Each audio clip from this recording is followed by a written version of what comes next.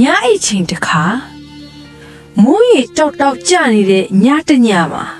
ကြော်ထတ်ဆိုတဲ့လူငယ်တယောက်ဟာသူ့ရဲ့အဖွားအိမ်ဟောင်းကိုပြန်သွားရတယ်အဖွားဆုံးပြီးနောက်အိမ်ကိုဘသူမှမနေတော့ဘူးတောင်ကြားလမ်းတစ်လျှောက်သိပ်စိတ်လုံးလို့သူ့လမ်းလျှောက်တန်တောင်အားသင့်စရာကြီးလို့ကြားရတယ်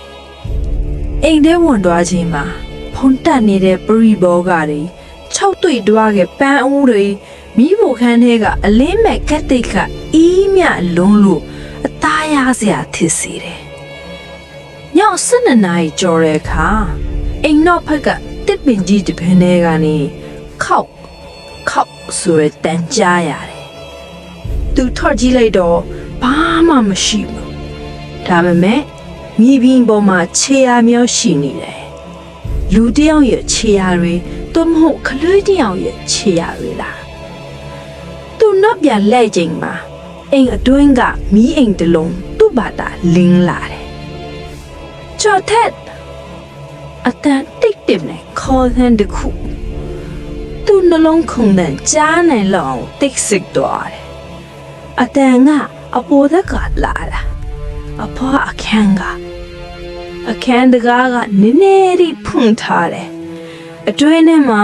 လူမရှိပေမဲ့လှုပ်ရှားနေတဲ့ထိုင်ကိုကြလို့လေးမရှိပဲရွေလျားနေတယ်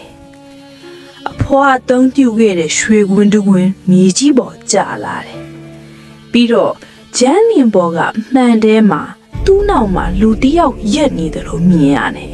။သူလှည့်ကြည့်လိုက်တဲ့အခါဘာမှမရှိဘူး။ဒါပေမဲ့မှန်ထဲမှာတော့အမင်းရောင်မျက်လုံးကြီးနဲ့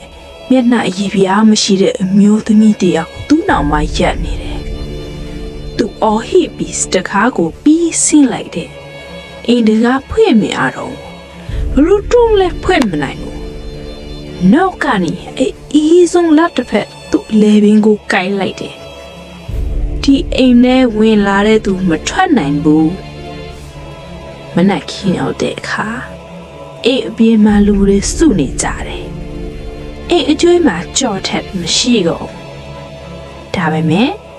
မှန်ထဲမှာတော့အသက်တယောက်ရက်နေတယ်။မျက်လုံးကကြောက်စရာကောင်းနေပြီ။ကြော်ထက်ရဲ့မျက်နှာက